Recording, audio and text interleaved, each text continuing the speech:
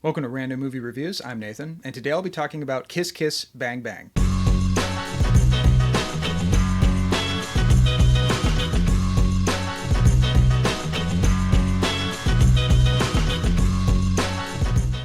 So before I jump into the review, I just want to give a shout out to the many subscribers I've gotten recently. I think that is in large part due to my Die Hard 2 video, which did surprisingly well. It's sitting a little over 6,000 views right now and is still getting a lot of views and comments and likes, and I've gotten a lot of subscribers because of that video. So a big and sincere thank you to everyone who has liked and commented and has subscribed because of that. It really means a lot to me. You're making my dream one step closer of becoming a full-time content creator, which really means the world to me. So seriously, thank you for subscribing to this channel. And I hope you continue to enjoy the videos that I'll be putting out for you guys. And with all that being said, let's talk about one crazy-ass alternative Christmas classic. So the last video I did was on The Long Kiss Goodnight, a movie that I absolutely love, and a film that was directed by Renny Harlin, who also directed Die Hard 2, as well as Cliffhanger and Nightmare on Elm Street 4 and Deep Blue Sea, a lot of what I like to call schlock cinema classics.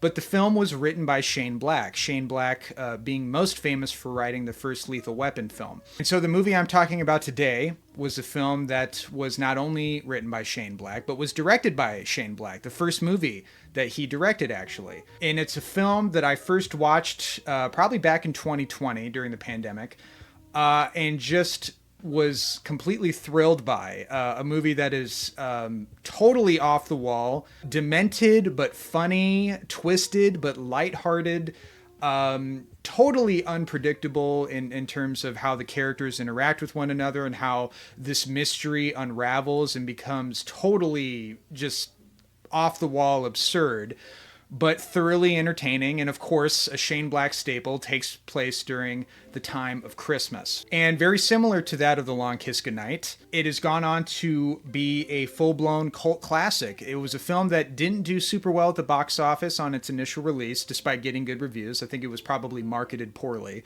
But like many cult classics, has been discovered later on and has a significant amount of fans praising this movie, and I absolutely love it. But there is another film that Shane Black wrote and directed that I also have to talk about because it is so similar to Kiss Kiss Bang Bang. In fact, I would argue that it's a spiritual successor, if you will, and that is the film The Nice Guys. But I'll get into depth with the comparison of these two films later on.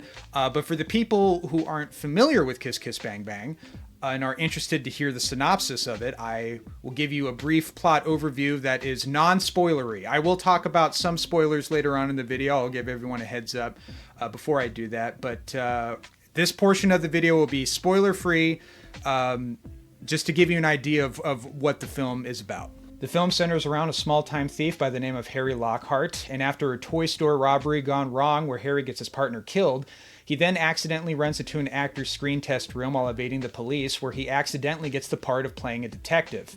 Harry is then flown out to Los Angeles, and while at a Hollywood party, runs into his childhood crush, Harmony Lane, who is trying to become a famous actress.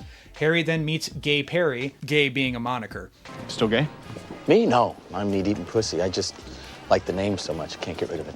A real-life private detective who is tasked with bringing Harry along for a job to get research for his role. While on a stakeout, the duo witness a car being driven into a lake where a dead body is stashed in the trunk. That same night, Harry gets news that Harmony has taken her own life, but then comes face-to-face with Harmony later at his hotel room that same night. Harmony tells Harry that it was her sister that died, but she believes it to be murder, not suicide. Our trio of characters soon discover that these two murders are directly linked and are now forced to solve this mystery. So as you can tell from that synopsis, this is a movie that has a lot of moving parts. And the first time I watched it, I was a little confused about the mystery. I had to pause and look up the plot synopsis. I'm like, wait, did I miss something? It is one of those movies where the first time you watch it, the film moves at such a pace that it's easy to miss out on certain important details. But it is also a film that the more you return to it, the more you're like, okay, I can tell the mystery now. There's no confusion for me anymore since I've seen this movie numerous times at this point. But for first time watchers of this film, don't feel too disheartened if you watch this movie, be like, wait, did I miss something? Because it does move it at such a pace. And then the other thing about this movie that can make the mystery a little confusing is that sometimes you're too focused on how absolutely hilarious and thoroughly entertaining these characters are. I mean, Robert Downey Jr., and here's another parallel to The Long Kiss Goodnight. Robert Downey Jr. has said that this is his favorite movie role that he's ever done, which Sam Jackson said about The Long Kiss Goodnight. And I think that's probably why Shane Black came on to Iron Man 3 to both direct and write that movie, which also takes place during Christmas. And Robert Downey Jr. is fantastic in this movie. It's kind of like what he's known for, being quippy, being funny, being sarcastic. But the performance that really seals the deal for me in terms of being a personal favorite is Val Kilmer as Gay Perry. Val Kilmer is one of those actors where he's actually very versatile, and I don't think he gets enough credit for his versatility as an actor. I mean, if you look at his performances from The Doors to Top Secret to Tombstone, or his brief but very memorable performance in Heat. I mean, he's one of those actors that can kind of do a little bit of everything. He's very good in most movies, but this is hands down my favorite Val Kilmer performance. This character, Gay Perry, is so funny. He is so snarky and sassy, and the chemistry that he shares with Robert Downey Jr. is just absolutely dynamite. There's too many fantastic scenes to mention or even show in this video of them just bickering at each other back and forth. Some of the funniest dialogue in a movie like ever. Look up idiot in the dictionary. You know what you'll find? Picture me? No! The definition of the word idiot, which you fucking are. Go. Sleep badly. Bad. Excuse me? Sleep bad. Because otherwise it makes it seem like the mechanism that allows you to sleep. What? Fuckhead? Badly's an adverb. Who taught you grammar? Get out. You want to play hardball? I can do that. Where is the girl? What did you just do? I put in one bullet, didn't I? You put a live round in that gun. Oh, yeah. There was like an 8% chance. Wasn't it just 8? 8? Yeah. Who taught you math? And that should come as no surprise because, Shane Black is one of those writers where he's just kind of nailed the buddy comedy action dynamic. Obviously he's most famous for writing Lethal Weapon, and he does it really well in this movie. I think he does it even better in The Nice Guys, which we'll get into. It's not a perfect movie, Kiss Kiss Bang Bang. It is. I do love it quite a bit. I do have some nitpicks here and there. Not so much flaws, but just little nitpicks. It is a movie that is very meta. It breaks the fourth wall constantly. Robert Downey Jr. is narrating, and sometimes he'll talk about how terrible of a narrator he is. He'll forget pieces of information, and the film stops in between frames. Oh, shit. I skipped something. Damn it, this whole robot bit. I made a big deal, and then I totally forgot. Fuck, this is bad narrating. And he'll have to tell you information again. And so the movie is constantly breaking the fourth wall. And there are times where it works, and there are times where it comes off as a little bit distracting and, dare I say, a little try-hard in terms of trying to be too clever and a little too on the nose. It's something that gets fixed in The Nice Guys. And I guess I'll just talk about it now. The Nice Guys is essentially a spiritual successor to Kiss Kiss Bang Bang, in that they're both revolved around an unlikely partnership who are forced to solve a crime that is much more complex than they realize. They banter back and forth. They don't get along, but they start to trust each other as the story progresses, and a friendship starts to develop. And they're so similar in so many different ways. But the reason I think The Nice Guys works a little bit better for me is that Shane Black kind of pulls back a little bit on the constantly winking at the audience. And he also slows down the pacing a little bit in The Nice Guys. He lets the story breathe a little bit more. He gives a little bit more character development to both of our lead characters.